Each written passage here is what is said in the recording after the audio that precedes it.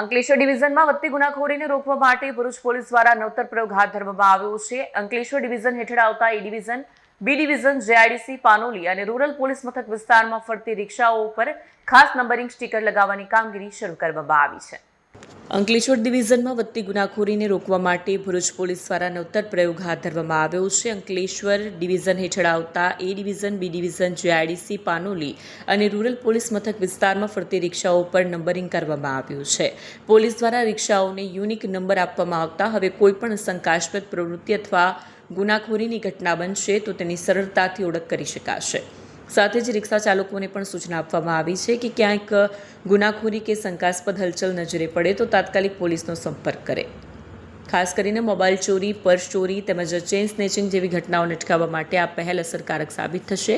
આ અંગે DYSP doctor કુશલ ઓઝાએ જણાવ્યું કે રિક્ષાઓનું નંબરિંગ થવાથી ગુનાખોરી પર નિયંત્રણ લાવવામાં મદદ મળશે અને પોલીસની તપાસમાં પણ સરળતા રહેશે. વિડીયો જર્નાલિસ્ટ કરણસિંહ સાથે સત્યા ટીવી ન્યૂઝ, અંકલેશ્વર.